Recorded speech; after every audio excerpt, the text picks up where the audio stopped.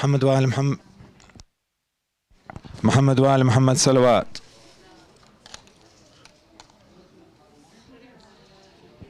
محمد وآل محمد صلوات.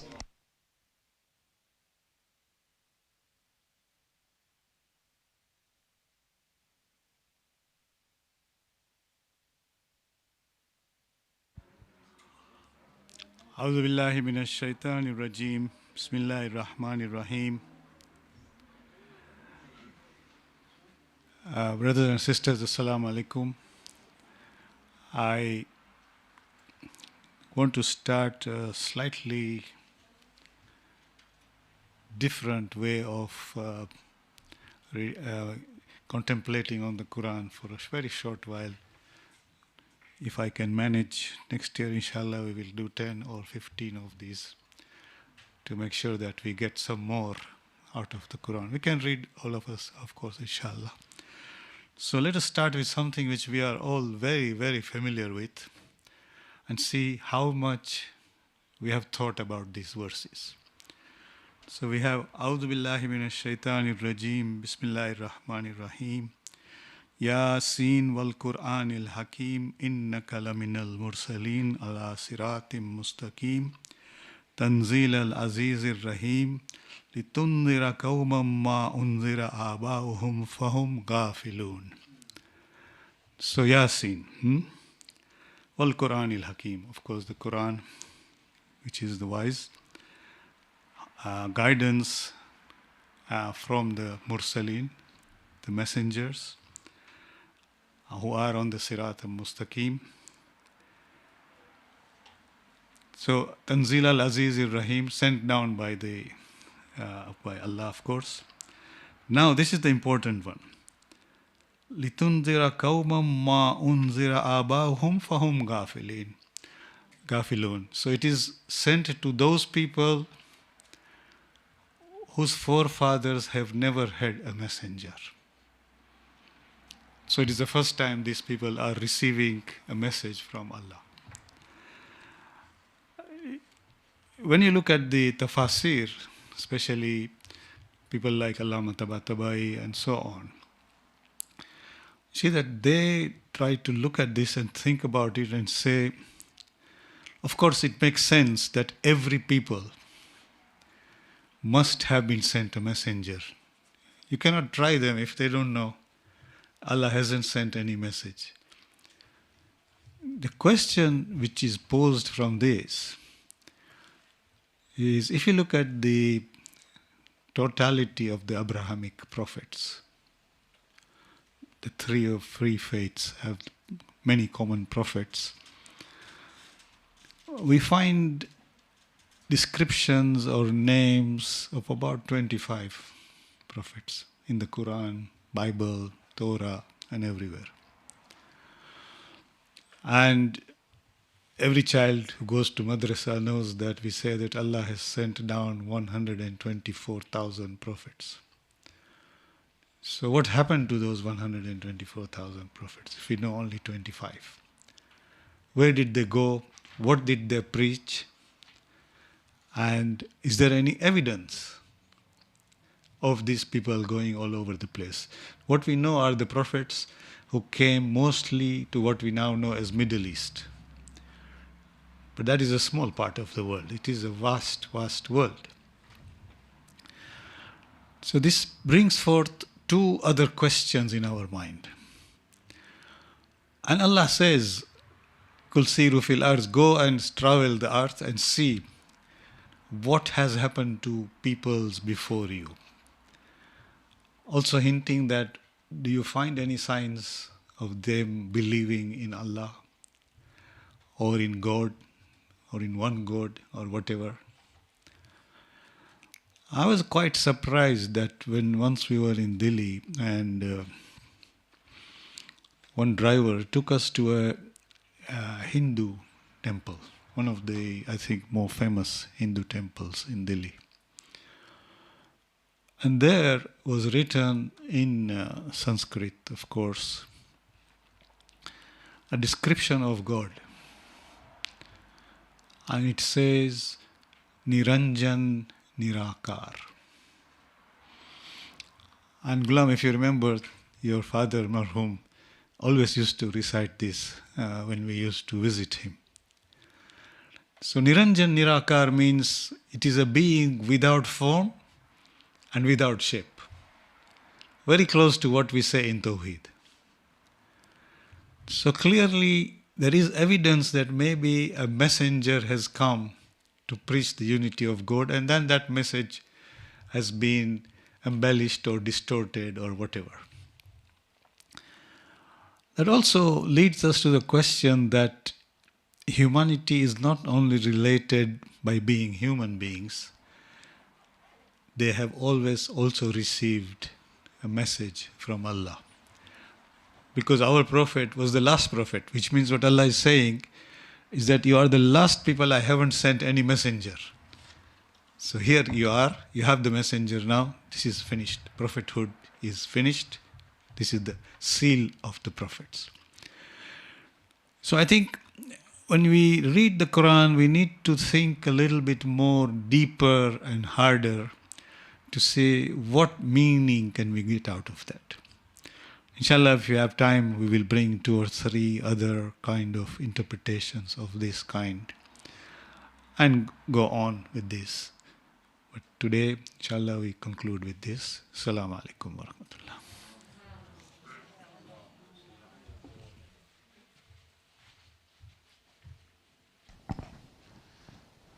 Thank you very much, Iqbal Uncle. Today we are fortunate to have Shaykh Hassan Roushandel, who will be speaking to us about divinely inspired self-esteem.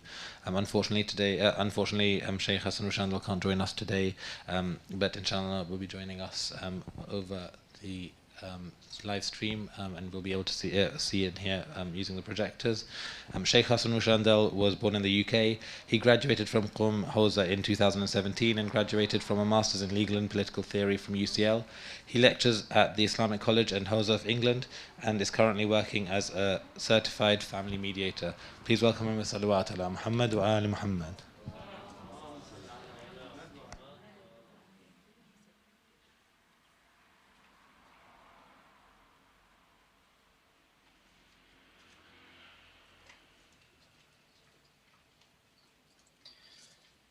أعوذ بالله من الشيطان الرجيم بسم الله الرحمن الرحيم وبه نستعين وهو خير ناصر ومعين ثم الصلاة والسلام على أشرف الأنام حبيب إله العالمين أبي القاسم المصطفى محمد وعلى آل بيته الطيبين الطاهرين المعصومين لا سيما بقية الله في الأرضين. Dear brothers and sisters, Assalamu alaikum wa rahmatullahi wa barakatuh. I would like to first and foremost thank the organizers for inviting me to lecture at this event and apologize for not being able to make it in person. I really wanted to make that happen. Unfortunately, we planned, but Allah is the ultimate planner and it didn't happen. So from my side, I apologize from everyone who have attended in person, hoping that this is an in-person event, and to the organizers as well for the inconvenience caused. The topic I chose for today is divinely inspired self-esteem. What is self-esteem? Self-esteem is the way a person perceives their own worth and value. So when you look at yourself, how do you see yourself? Self-esteem is one of those topics that is discussed everywhere today. You see online, in person, there's so many coaches, motivational speakers, trying to help people develop self-esteem and a sense of worth, a sense of being worthy, being valuable. And there are so many great works that have been done by many esteemed scholars and great people. The reason why I chose divinely inspired self-esteem is because we as Muslims have a belief in God. Now, this belief in God can serve us in so many ways if we have the right understanding, and can potentially do a disservice to many of us if we have the wrong understanding and perception of God. When it comes to Muslims, we often see that we have had throughout history Muslims who have been inspired by God and therefore have lived a life fully inspired by divine teachings and divine personalities in religion, and therefore implemented certain teachings by the religion. And hence, and after that, what happened was that when we look at their lives, we see that there is a manifestation of self-esteem and self-worth. For example, when we look at the life of the Prophet, we've heard so many stories about the Prophet. When you think of the Prophet, do you think of the Prophet as a person who had low self-esteem or a high self-esteem? Well, when we look at some of the stories, it's very clear that he valued himself so much that one of the famous stories is that he mentioned, if you give me the sun in my right hand, the moon in my left hand, but I am not going to, for example, leave what Allah has appointed me to do and to deliver. I'm not going to stop. This can only happen, this story can only be true about a person who has a very high sense of self-esteem that can completely reject all the worldly, you may say, all the worldly temptations and hold on firmly to what he believes is right. You go to Imam Ali alayhi salam, he demonstrates a very strong level of self-esteem and self-value of himself. He doesn't sell himself cheap to things. When they go to him, he says, your dunya means nothing to me. In his sermons, we see that he mentions, Ya dunya ghurri ghayri laqad talaqtuki thalathan. Oh dunya, go and fool other than Ali. I have divorced you 3 times. There's no return after this divorce. This can only come from a person who has a very strong sense of value for themselves, for what they believe in. We go to Imam Hussein alayhi salam, the same thing. Imam Hussein alayhi salam, who stood against a tyrant of his time, he demonstrated a very high level of self-value. He valued himself, he valued his religion, he valued his beliefs, what he stood for, and he got his inspiration from God. Now, Imam Hussein alayhi salam says a phrase, there's a phrase attributed to Imam Hussein alayhi salam that goes, Mithli la yubayi'u mithlah. After seeing all these great figures in our religion, and in Shi'ism specifically, we often start thinking about, okay, in different scenarios in life, we would go, what would the Imam do if he was in this situation? Or for example, we would imagine, okay, it's a political situation, it's a spiritual question we have, there's so many questions we have in our life. We would try to see if the Imam was alive today and was present among us, what would he have said? What would he have done? This is not a wrong approach. However, what I would like to focus on tonight is that when Imam Hussein alayhi salam says, Mithli la yubayi'u mithlah, he's saying that if a person follows the footsteps of Imam Hussein alayhi salam, he will know at the point where he has a question what to do, and there is that divine inspiration within this person that he will follow the right path.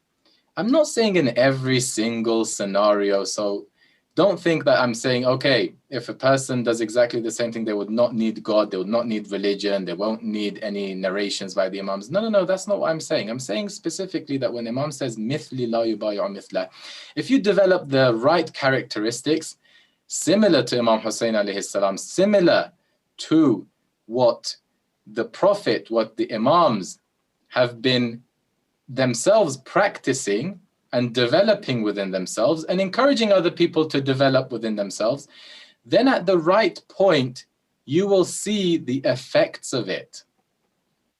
So it would be good that alongside discussing what would the Imam do if he was in this situation, to also discuss what are those characteristics, what are those personality traits perhaps that the Imams have developed through time, that in the point, in the moment where they are in need of an answer, those characteristics, the lifestyle that they went through, at that point will come to save them and will come to basically show and manifest themselves in the best way possible. And self-esteem is one of those cases. Self-esteem is not something that is developed overnight, especially the self-esteem that we want to talk about, which is a divinely inspired self-esteem. A divinely inspired self-esteem is something that you require to have knowledge of religion, knowledge of how God works, and most importantly, try to get rid of all of those misconceptions and misunderstandings that you may have about God, about how God works. And I'll mention the topics that inshallah we will be covering throughout these few nights, so that those misconceptions do not hinder your personal self-esteem, your value that you see for yourself as a human being. Having said this, I have come across a number of people, some of them my friends, some of them friends of friends, maybe family members, recently a family member actually, that when you start speaking to them about religion, when you start speaking to them about God and how we can perhaps become stronger, more confident using teachings of religion, I've realized that not only they're not open to exploring this option or possibility, but they have a very huge God in front of them, defending themselves from these concepts. I have a friend who once told me that when he stopped praying and stopped practicing, he suddenly found this very strong drive within him to basically go and work and seek the dunya and what kind of gives him a sense of satisfaction, which he never got that drive and motivation through religion. Just recently, I was speaking to a family member, a far distant family member, not a very close one. And he said the same thing to me. And he says that, the way we practice religion, the way I understand God, the moment I think of God, he's like, it's as if I have 8 problems in my life and God is just one thing I don't want to think about now, because I don't want a 9th thing to be added. Or if I have 9 problems or things I'm struggling with right now, I don't want God to be the 10th one on top. So just God, relax for a second, let me sort these out, and then I'll come to you and I'll see what you're saying, right? This is the approach that a lot of people may have. This approach, now, if you were non-Muslim, if you were never engaged in religious discourse or were never brought up in a religious family, this may have not been an issue for some of those people. They never had God to consider in the first place, to have a problem to see whether this God that they believe in is a God that helps them with their self-esteem, or it's a God that hinders their self-esteem and self-worth. They would rather not believe in that God and feel more worthy and more valuable as a human being without that God. No, a lot of them were never brought up with that. But we as Muslims were brought up with the concept of God. We were brought up with the concepts of sins, mistakes, how we look at mistakes, how we look at sins, religion and the concept of happiness and sadness. Does the religion does the religion discourage happiness? What's the viewpoint of religion when it comes to fear, sadness? Does the religion encourage us to be sad people or not? Well, it really depends, because I've said this before. Some people who've listened to some of my talks, or some of close friends, I've said this to them, one of the things about religion is that when you go to religion and religious sources, you will find, a lot of the times, if you go with a particular mindset, you will find the right verses, narrations to support your claim. But is that really the right way of approaching? Well, it doesn't seem like it. So those people who live a miserable life would say, yes, of course, the religion says, the verse in the Quran says, فَلْيَضْحَكُوا قَلِيلًا وَلْيَبْكُوا كَثِيرًا. The verse in the Quran says, they shall laugh very little and they shall cry a lot. Or for example, وَلَقَدْ خَلَقْنَا الْإِنسَانَ فِي كَبَدٍ. Of course, indeed, we have created humans in difficulty and pain and suffering, and yes, that's part of our life, and we need to be miserable in this world, and that's, if you want to live in the akhirah. So some of them try to justify, they say God will give you an akhirah, live a miserable life now, and in akhirah, inshallah, God will compensate for you. I don't know who made them basically people who would decide what God would do. Perhaps God has given them like a direct agency. They're God's agents, but it doesn't seem like it. So when it comes to this concept, it's important for us to be able to clarify this. So when it comes to religion, there are so many aspects in religion that if are understood incorrectly, they could potentially harm your self-esteem. So when I talk to some of these friends of mine, I see that, wow, like I was speaking to one of them and I was explaining to him that, when you wake up, there's some practices. For example, when you wake up for 5 minutes, try to practice gratitude. Just sit down and look at your hands and look at your, legs and your heart. Just be conscious of the fact that, say, Alhamdulillah, God, that I have another opportunity in life. When I said that to him, he responded, he said, well, that's if you believe that living is better than not living. And I was like, okay. And he's like, I'm not even sure about that. Like, why should I even live? Like, what's the, there's no value in living. There's no, let's say, preference in that sense. So sometimes some of the concepts in religion, if taught or understood in the wrong way, can potentially lead to misery, hopelessness, fear, sadness, concepts which directly influence our sense of value, worth, motivation, self-esteem, and so on. So this lecture and the following ones, inshallah, are going to tackle some of the concepts in religion which, if understood incorrectly, can hinder our self-esteem. It's not going to look at it from a psychological perspective, because that's not my field. It's only going to be from a religious, textual perspective, and from experience that many people have, and perhaps a lot of you will relate to, I believe. So inshallah, the first night, what we're going to do is that we're going to talk about a few topics. The first one is autonomy and freedom. In religion, the way the commonly religion is practiced is that children, we say, okay, children do not have any taklif. Fine. When they reach the age of 15 or girls reach the age of 9, well, it's disputed, but commonly people basically choose the age of 9 for their children, for their daughters specifically. Now, when they reach this age, what happens is that we give them a risala. We say, look, this is what's expected from you. And this is basically, if you go page by page, if you go rule by rule and abide these laws, you're doing it right. So the first thing we give them is the understanding that they need to be perfect, 100%, follow the book.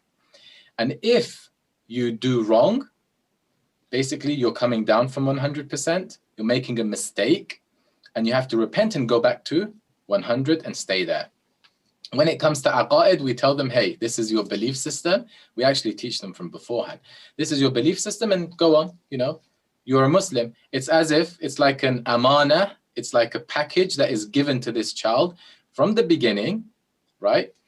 And he or she needs to hold on to it and then return it to God safe and sound, untouched, when they die. So you don't touch it, you don't open it, you don't choose it. You don't choose it a lot of the times. And it's given to you, and you need to take it, hold it, give it back. What's the problem with this approach? The problem is that the person from day one, they're coming across this concept that, hey, I have no say in whether I accept this or not.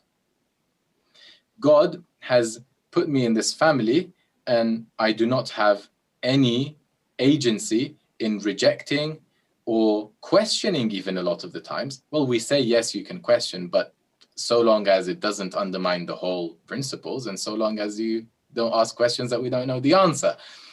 But if you ask questions that we don't know the answer, or, God forbid, you question some of the principles, then no. A lot of the times it's not tolerated by the elders. And I'm not saying this is the right thing, I'm just talking facts now.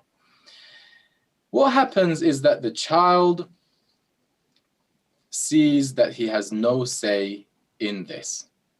Moving forward, the ahkam of God, it's taught to us as if that this is what God has said you have to do, and if you don't do, you're going to go to hell. Again, what happens? The sense of freedom and autonomy, and hey, I am doing this because I want to, is taken away from the child from the beginning.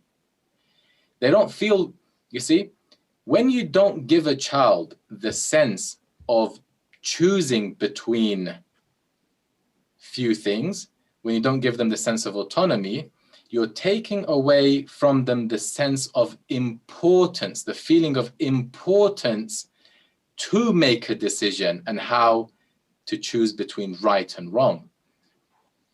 A child would basically take these concepts and move forward. While when you look at the religious perspective on this, many scholars say that this is not the right way of doing it. From day one, you need to inject this sense. Now, by day one, I don't mean the day that they are born. No, that's different. I mean, you need to look into some of the literature, ask some of the specialists which age we should teach the children about autonomy, and they should start learning about making decisions themselves and valuing their own decision, right? You need to know that God has created this whole world. Just look around yourself right now. Anything outside you is not in your hands. So those who try to tell you everything is under your control, well, that's wrong, because you have no say. You have a tree in your house, you have this sense of like, hey, I'm watering this tree, that means it's in my hands for it to grow. But if you look into it a bit deeper, you have no say in whether this tree is going to grow or not. The tree grows itself, it rains, the sun comes up, goes down. None of these things are in your hands. So anything outside you is bound by laws of matter, and you have no say in it. So outside, there's no free will. It's almost predestined, many things, based on one definition, obviously. So when you look at inside yourself, it's the same. It's not that you have control over everything. Just a very simple example. Imagine you just swallow, you're chewing something and you swallow it. Yes, you make a decision to swallow, but beyond that, it's not in your hand. You don't get to say whether your heart beats or not.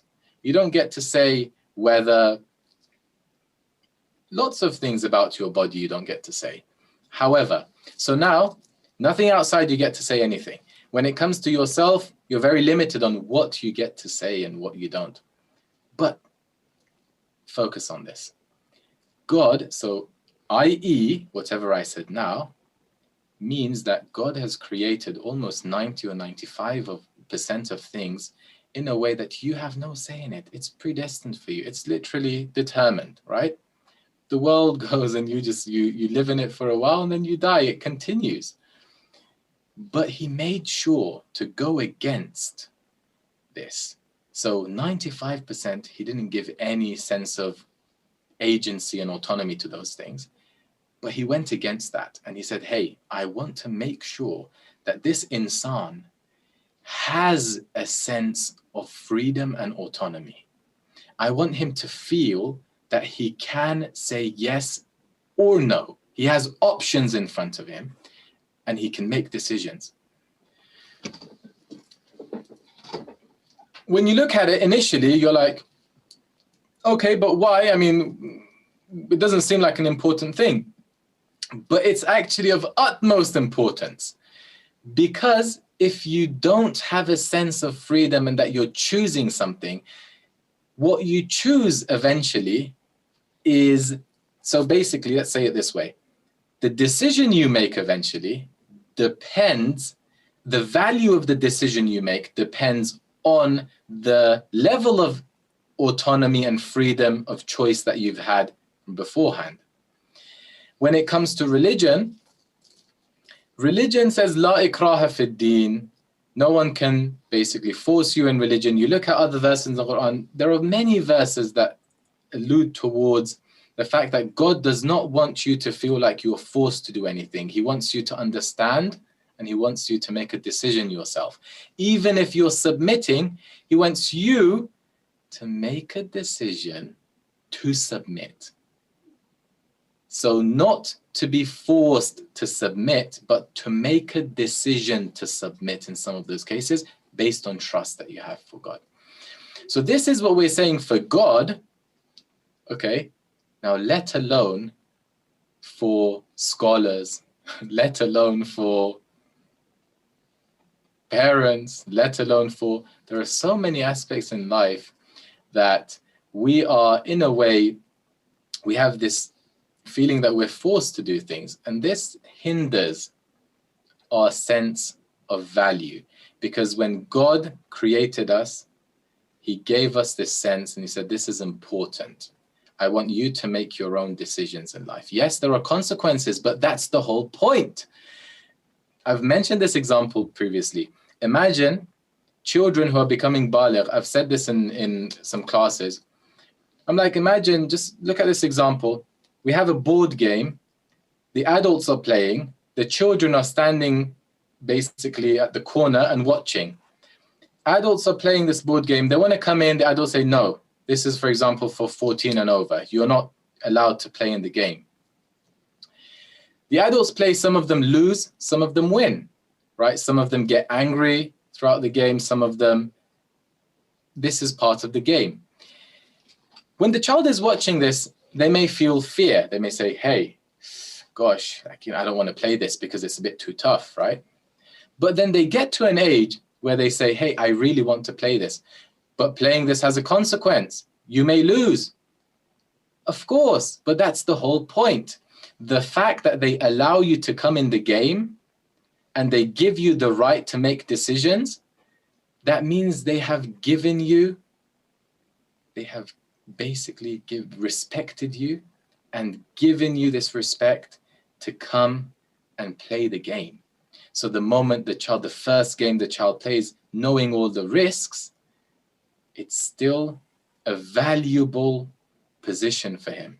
It's, he's flying inside his heart, inside his chest. He's like, wow, I've been given this opportunity. It's valuing that person by giving them the right to play. It's the same with life. So the moment you become baligh is the moment that you're valued. God says, hey, now your decisions, well, of course you're a beginner. You're not like a professional, so you'll be dealt with as a beginner. But this is the start of your game. So when you look at it this way, it's a boost of self-esteem. It's that, hey, God has valued me, that now ahkam apply to me. Not all ahkam, by the way. Yes, wajib, haram, the way traditionally it's said. But remember, you're the one who need to choose your aqa'id from the moment you're baligh. You're the one who needs to say, hey, I don't know if I believe in this or not, and it's fine. You research, it may take 10 years, but that's the whole point of the game, right? Regarding ahkam, the same. Some ahkam you may find it difficult, some ahkam it's fine. You're basically just starting the game. So looking at ahkam, if this is explained this way, then you would see that the sense of self-esteem, self-worth is injected in a person. Not sure how much time I have, but I've just started. So, and then when you come to the topic of ahkam, then so I'm trying to present to you a relationship we can have with the ahkam, wajibs and haram, okay, and harams, in a way that does not hinder our self-esteem or value. You say God has shown us perfection, or for example, what you may call that what's expected from you to do all the halal and haram, and that's perfect, right?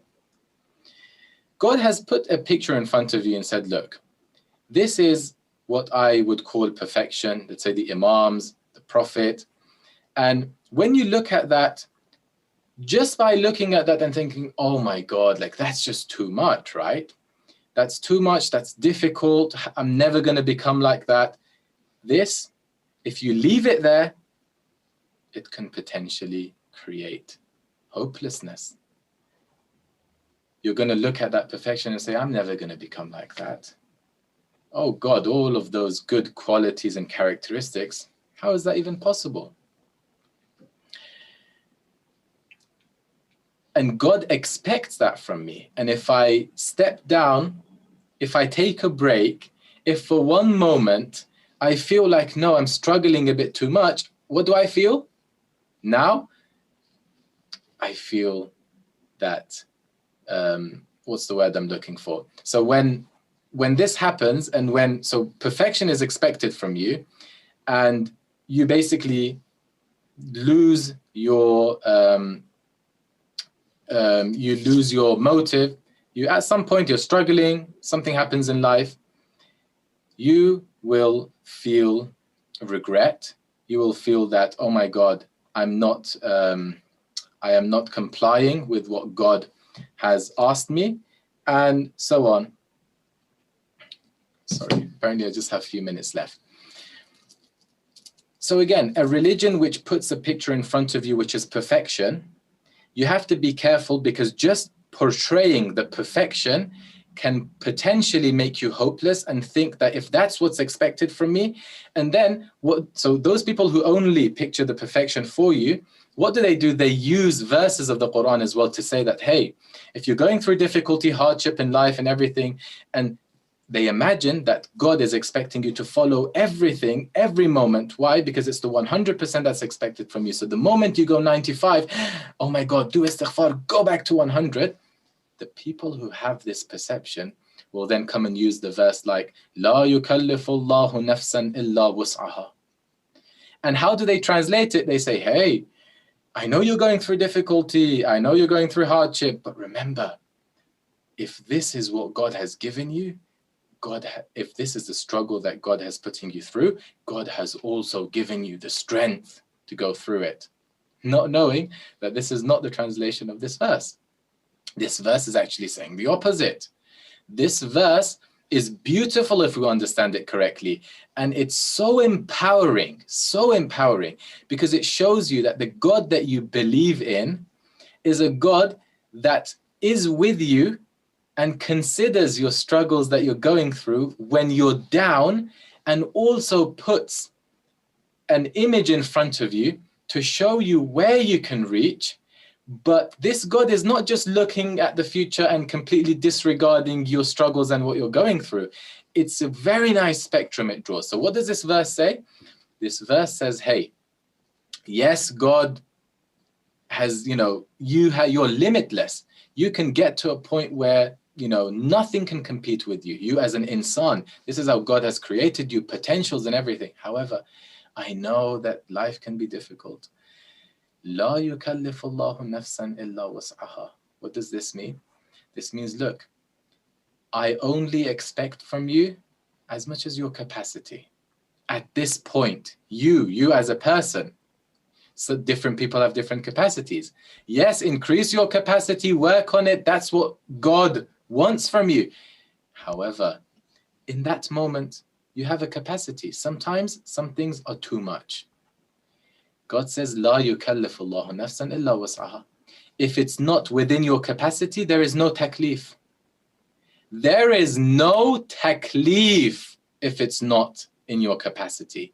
This is very different than saying there is taklif and hey, get up, don't. So the first approach is very insensitive. It's like, hey, get up, don't pretend, because I know God would not give you a struggle that you cannot bear. But not knowing that this is not the right translation of this verse, right? This is where the person who's struggling will feel hopeless, low self-esteem, low self-value, because, hey, my God that is a source of value, he is resentful towards me now. He doesn't like me. He's, I'm disobeying him. You see this? You see how it can impact a person, their relationship? And then you ask me, why is it that some people leave? Well, it's quite obvious why some people leave. Because of this, because of the pressure. Like, if I'm going through a struggle, the last thing I want is a sense of guilt that comes on top of it. Okay, let's just put that aside and let me just fix this, and then I'll deal with this guilt and whatever you want to call it. So, La yukallifu Allahu nafsan illa was'aha means, hey, God, this is God speaking. I'm not like God speaking basically in very simple terms. I've put something as an ideal for you, perfection, and I've given you the potential to reach there, but you need to work on it a lot, right? You need to work. It's not a one night thing. So it's gradually you reach a place where you can, for example, eliminate certain behaviors from yourself. You gradually reach there. Yes, and I understand that it's difficult, and I help you within this path and journey and this travel that you're going through, this journey.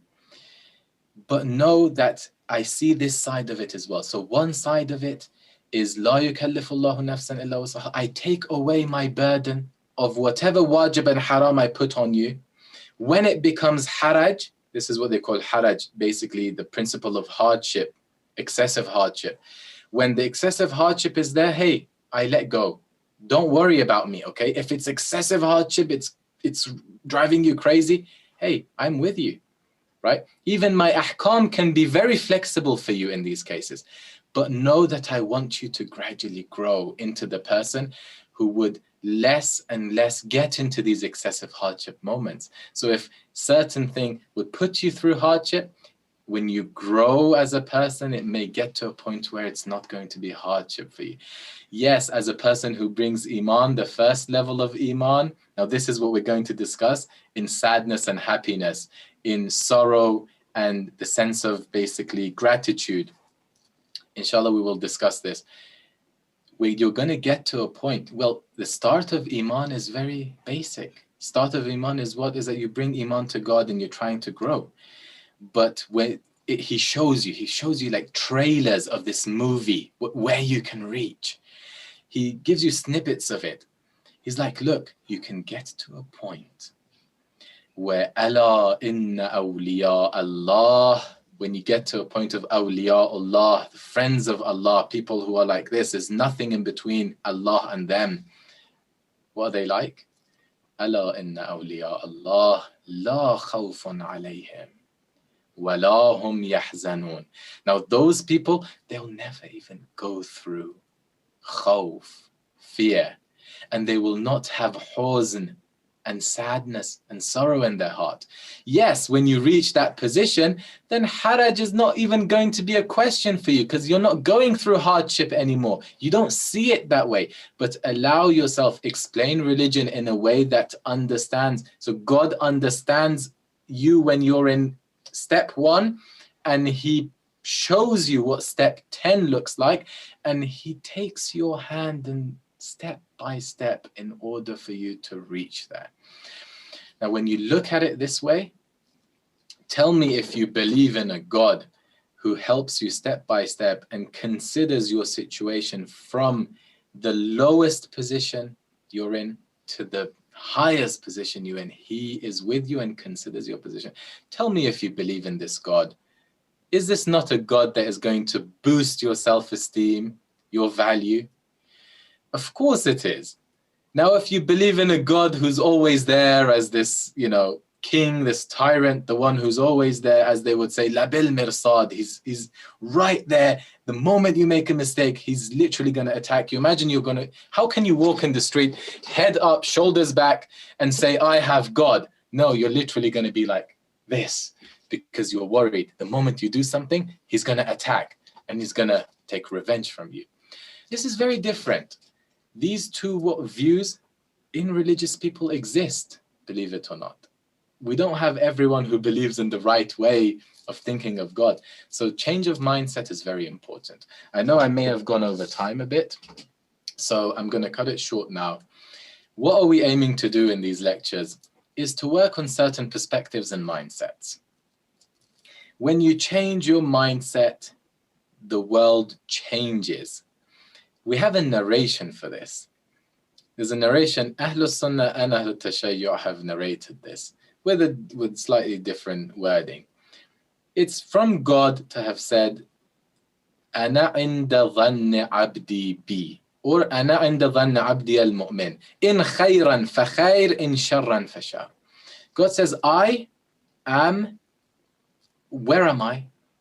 In the assumption of my servant or my creation. If he thinks good of me, then I am the good.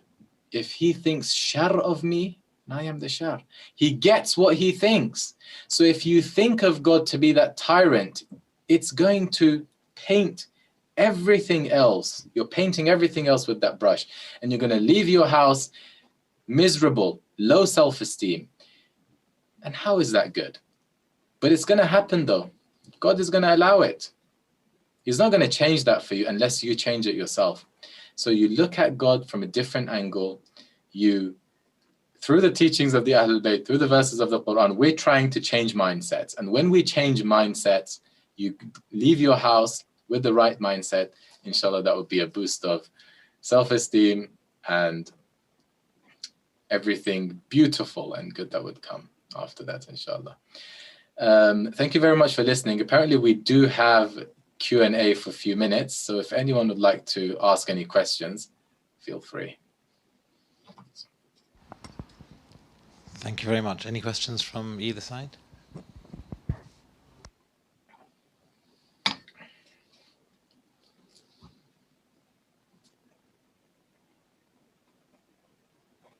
If you don't have any questions, then I might as well just continue. But I think it's fine for today. So please feel free to ask any questions regarding these few points that are mentioned. Assalamu alaikum. Assalamu alaikum. Thank you so much for your talk. Just regarding having self-esteem within Islam, one of the questions that I had is, in a lot of our du'as, we talk about how we are lowly, or we are abased, or we are degraded. And that often can have an impact in terms of the way that we view ourselves. So I was wondering if you could explain a little bit more about how we should approach those sentences within our du'as. Thank you. Thank you. Beautiful question. And it's such an important question. Gosh, I just hope I'm able to explain it the way I want to.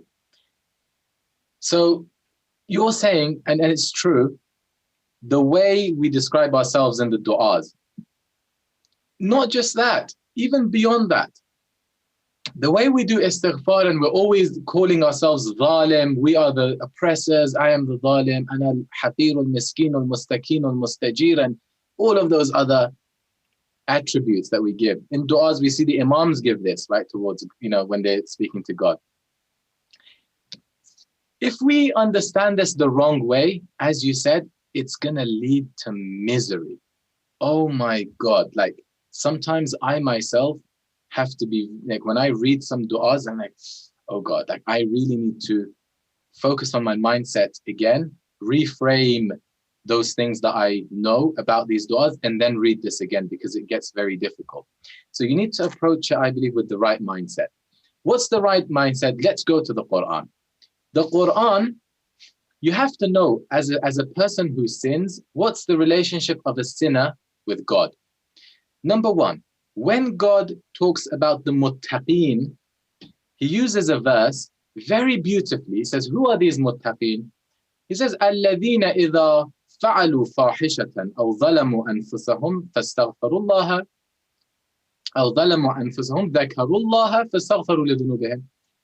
He says, الَّذِينَ إِذَا فَعَلُوا فَاحِشَةً. Those people who, when they commit a sin or do wrong. So it doesn't even say they are people who are expected from them perfection. No, as a human being, you will make mistakes, right? There are places where you will have shortcomings. Now, is that bad or good? That's fine. We're not even labeling it. It says, ذَكَرُوا اللَّهَ فَاسْتَغْفَرُوا لِذُنُوبِهِمْ. They remember God and then they ask for forgiveness, and then a few conditions after that, right? So number one, the verses say that it's normal, people make mistakes, but it's your approach towards mistakes that will define how God will deal with you. And then you come to the story of Yunus. Oh my God, beautiful. When Yunus speaks to God, and he says, so he's an example of a person who has made mistakes, who's made a mistake, and now he goes to God. Remember, now people, we make mistakes, and we're trying to look at an example where God himself explains what he does and how he looks at a person who's made a mistake and has gone back to God. Then the verse says, what did Yunus say? He says, La ilaha illa ant subhanaka inni kuntu min al-zalimin. Oh God, there is no God but you.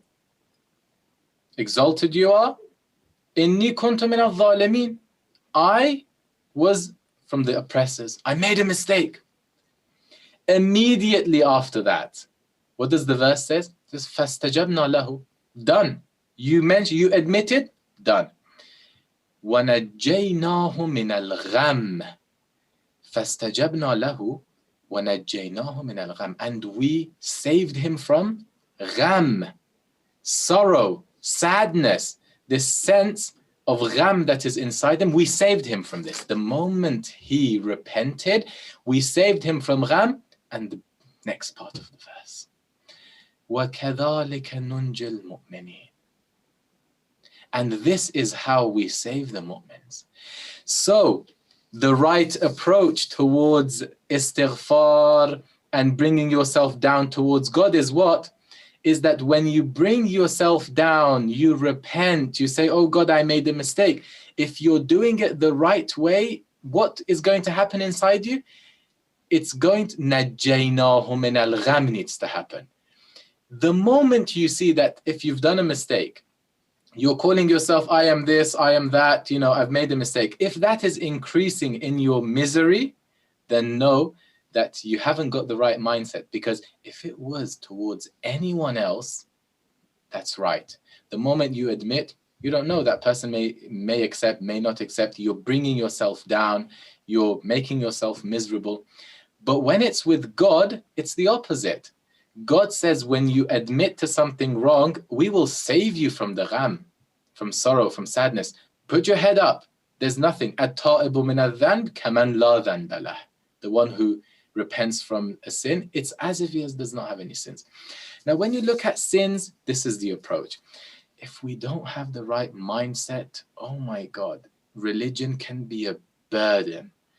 These thoughts, the way you're addressing yourself to God, you say, oh God, I am this, I am that, I've made this mistake. Yes, you've made this mistake, but remember, in Salat, I used to say this as well to people. When you're praying, if you don't have the right mindset, you're like, oh my God, I'm putting myself down in front of God. Why? Because God now is the number 10th of all the other problems I have, and now I have to just satisfy God as well. Like I have to satisfy Tom, Dick and Harry, Fatima, Kulthum, I don't know who, I have to satisfy everyone, and now there is this additional being that I need to satisfy, and I always need to admit that I'm so bad. No, I'm not bad. Of course I know I'm not bad. Inshallah, in the next lectures, there is going to be, so the first 2 lectures I was planning to talk about those things, which the misconceptions that we have that can hinder our self-esteem, and then in the last lecture talk about things that can boost the self-esteem.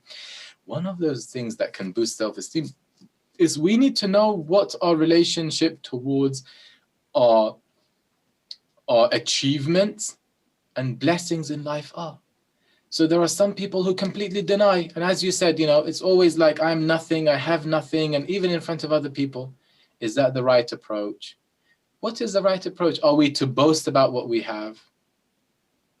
These are things, inshallah, we can discuss, and some of them, if we choose, sorry, it was a very long answer, but just the last sentence.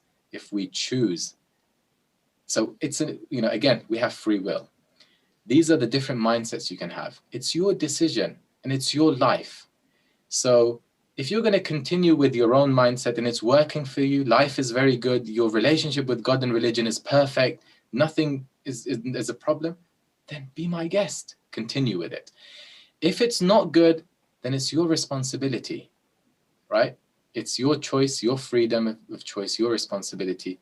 You need to see if there's any other good, better mindsets to follow in general, as we all need to do that.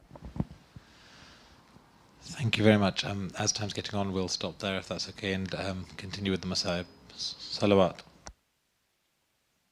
Allahumma salli ala Muhammad wa ali Muhammad wa ajil farajahum.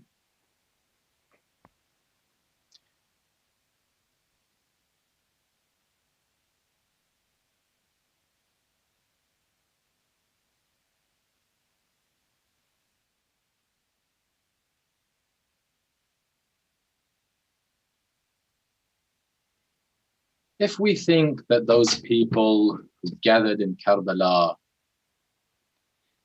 did not believe in God, did not believe in the Prophet, did not believe in the Qur'an, if we think that they were kafirs, we are very wrong.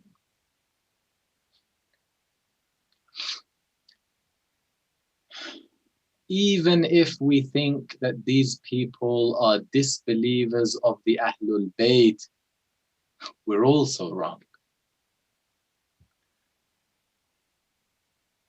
If you say the people of Sham, then yes, people of Sham, they were believers of the Prophet, believers of the Quran, Zahiri, apparent believers. But when you're talking about the people of Kufa, it's very different. The people of Kufa were familiar with Imam Ali alayhi salam. The people of Kufa said to Imam Hussein alayhi salam, we are waiting for you. We know you. We believe in you. It was said to Imam Hussein alayhi salam that these people of Kufa, قُلُوبُهُمْ مَعَكَ, their hearts are with you. When I'm saying these words, it's good for us to think of it as not something in history, but something that happens today. Just think about yourself. When I'm saying قُلُوبُهُمْ مَعَكَ, قُلُوبُهُمْ مَعَكَ, maybe when I look at myself and say, hey, it's the same for me as well. My heart is with the Imam. They would say قُلُوبُهُمْ مَعَكَ. When Muslim went to Kufa and read the letter of Imam Hussein alayhi salam to them, they were all in tears. But the interesting thing is that from the same people, an army against the same Imam was made. And this is the biggest lesson of history for us. There is a narration from Imam Sajjad alayhi salam. This is very surprising. Abu al-Fadl alayhi salam had a son named, Abu al-Fadl alayhi salam had a son whose name was Ubaydullah. One day Imam Sajjad alayhi salam saw Ubaydullah and suddenly went into tears. You probably remember the events of Karbala, what happened on the day of Ashura. He then said to Ubaidullah, he said, 30,000 people. This sentence is unbelievable. He says 30,000 people gathered in Karbala, but not just that. And كُلًّا يَتَقَرَّبُونَ إِلَى اللَّهِ بِدَمِهِ.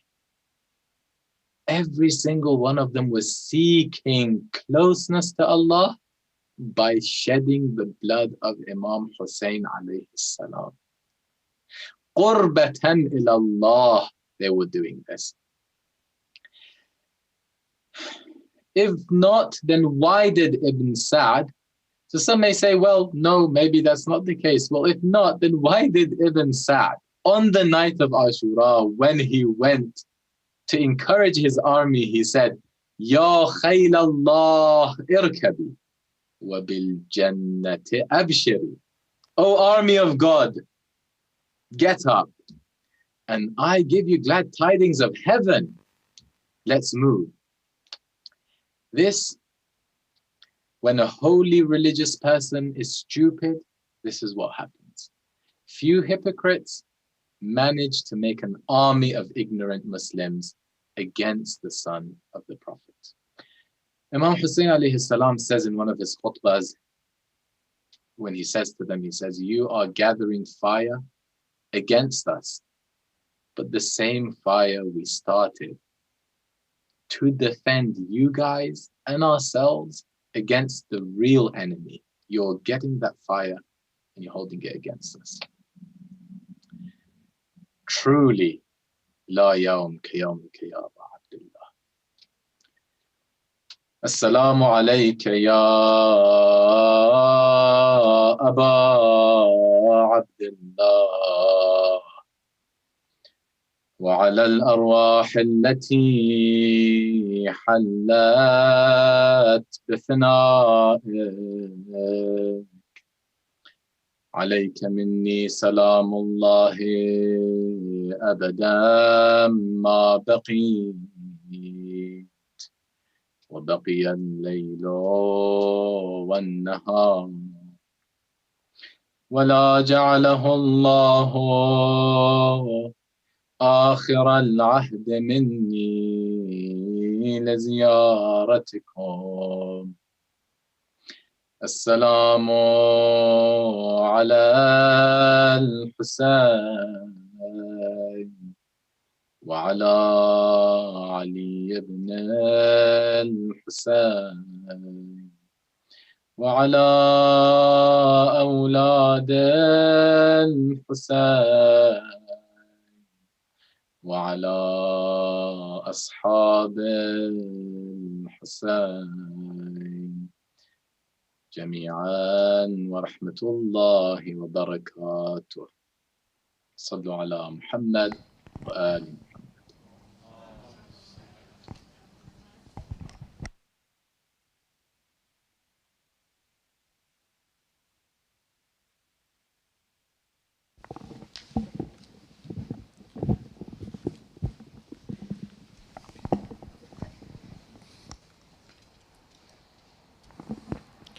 Salawat.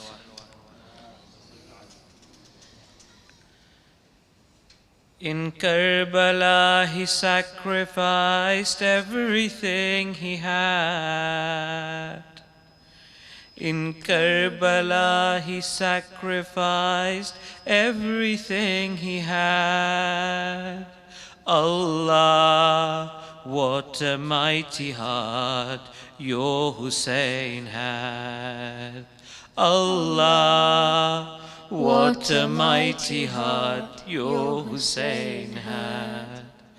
Who would have thought one afternoon is all that it would take for Hussein to sacrifice his house for Allah's sake, his body in a state that we can't even comprehend.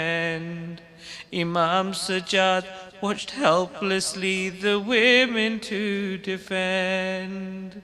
Allah, what a mighty heart your Hussein had. Allah, what a mighty heart your Hussein had. He heard Abbas's call and towards him he raced. What could prepare him for the scene that he was going to face? All that he could see was the dampness on the sand before. His arms were lying helplessly scattered upon the floor. Allah, what a mighty heart your Hussein had. Allah, what a mighty heart your Hussein had. He came to speak to Abbas, motionless he lay. How unbearable must it be to see him in this way. The only consolation was the Iman in his heart, knowing that his brother and master weren't too far apart. Allah, what a mighty heart your Hussein had. Allah, what a mighty heart your Hussein had. It was the turn of Akbar to go and boldly fight. The spear hit his chest and the pain it did ignite. His call was answered by Hussein, who found him on the sand. How hard it was to pull the spear out with a father's hands. Allah, what a mighty heart your Hussein had. Allah, what a mighty heart your Hussein had. His family lay about the sand, for help he did call. The only one to answer it was his infant so small. He takes the baby in his arms, his lips are dry with thirst. The mother watches from her tent, let her Malah be cursed. Allah, what a mighty heart your Hussein had. Allah, what a mighty heart your Hussein had. He's bringing back the baby, will his pain not decrease? He's lost this little soldier and his heart has lost its peace. The sand rejects his blood and the sky spurns it too. What strength does it require to see his mission through? Allah, what a mighty heart your Hussein had. Allah, what a mighty heart your Hussein had. To bury his little son, his strength it must consume. The time then came to bid farewell to Zainab and Kulthum. Sakina lies on his chest and started to grieve. Her request to the Imam was, Father, please don't leave. Allah, what a mighty heart your Hussein had. Allah, what a mighty heart your Hussein had. He took his daughter from his chest, it would not be long before his turn to go and fight, she'd have to stay strong. O daughter of Hussein, you'll face calamities severe. Your veil will be taken, they'll snatch the jewelry from your ears. Allah, what a mighty heart your Hussein had. Allah, what a mighty heart your Hussein had. The time had come for him to go. He mounted his horse, knowing that the enemy would have no remorse. But Zuljana refused to move. Oh, enemies adhere. Even a horse can recognize your crimes are so severe. Allah, what a mighty heart your Hussein had. Allah, what a mighty heart your Hussein had. Allah, what a mighty heart your Hussein had. Ya Hussein, Ya Hussein, Ya Hussein, Ya Hussein,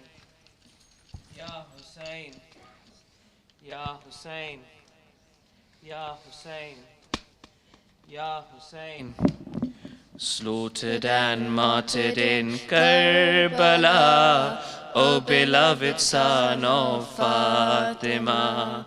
Slaughtered and martyred in Karbala, O beloved son of Fatima. In the city of Medina, in the city of Medina, that's the news they heard and cried out in grief. Ya Hussein, slaughtered and martyred in Karbala, O beloved son of Fatima. Salams on you, O Hussein, the commander of the faithful. The agony you went through shook all those in the heavens and made them cry out your name. Ya Hussein, blessings of Allah be on you and those slain on that fateful day. In the city of Medina, in the city of Medina, that's the news they heard and cried out in grief. Ya Hussein, slaughtered and martyred in Karbala, O beloved son of Fatima.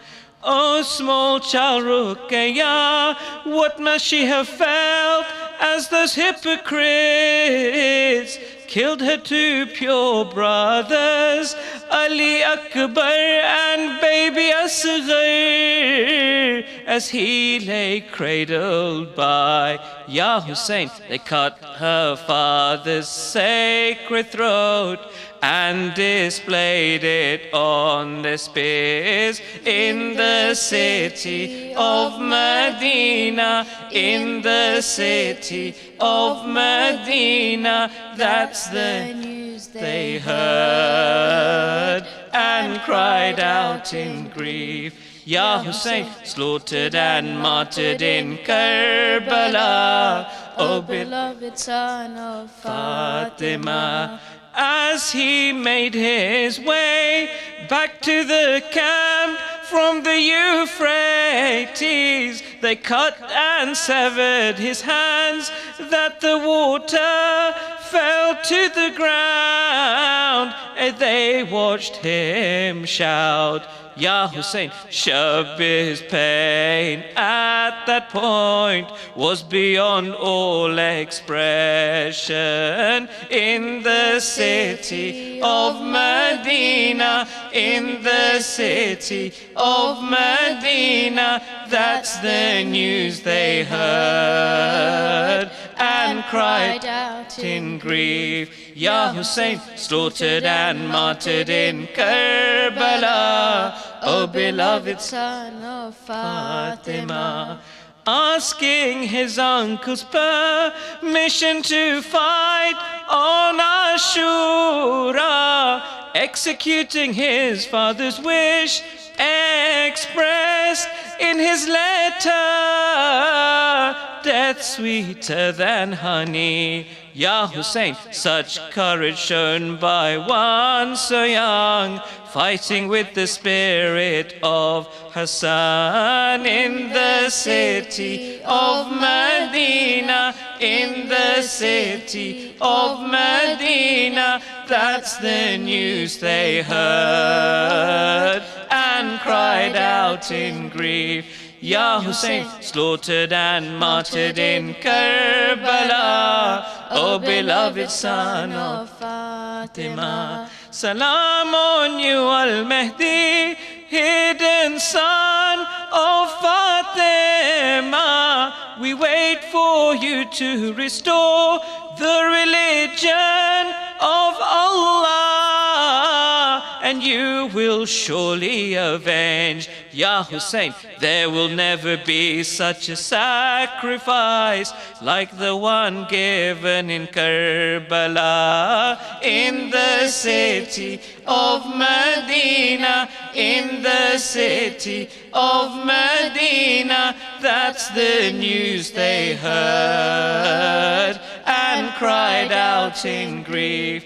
Ya Hussein, slaughtered and martyred in Karbala, O beloved son of Fatima. Slaughtered and martyred in Karbala, O beloved son of Fatima. Ya Hussein, Ya Hussein, Ya Hussein, wa Muhammadin wa ali Muhammad salawat.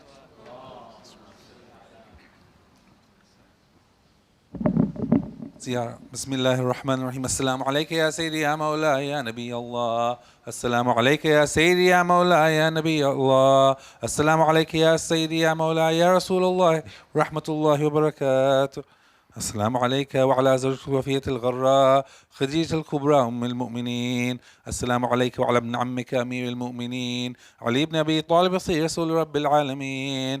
السلام عليك وعلى بضعتك الصديقة الطاهرة فاطمة الزهراء سيدة نساء العالمين. السلام عليك وعلى ولديك الإمامين الحسن والحسين سيدي شباب أهل الجنة. السلام على الحسين وعلى علي بن الحسين وعلى أولاد الحسين وعلى أصحاب الحسين جميعا ورحمة الله وبركاته. السلام عليك وعلى أئمة المسلمين من ذرية ولدك الحسين علي السجاد ومحمد الباقر وجعفر الصادق وموسى الكاظم وعلي الرضا ومحمد الجواد وعلي الهادي والحسن العسكري والحجة ابن الحسن المهدي. السلام عليك يا سيدي يا مولاي يا صاحب الزمان، عجل الله تعالى فرجك وسهل الله مخرجك وظهورك وجعلنا من أنصارك وأعوانك والمستشهدين بين يديك. بسم الله الرحمن الرحيم.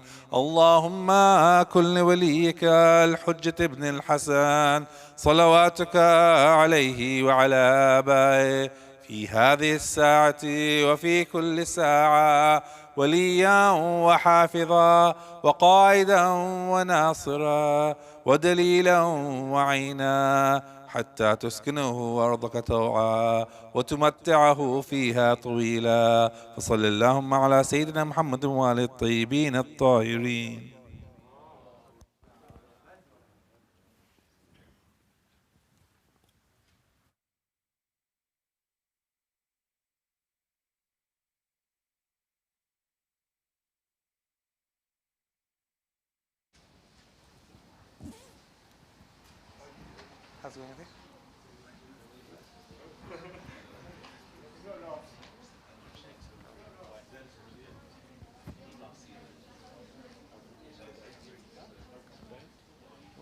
Whether I need it or not is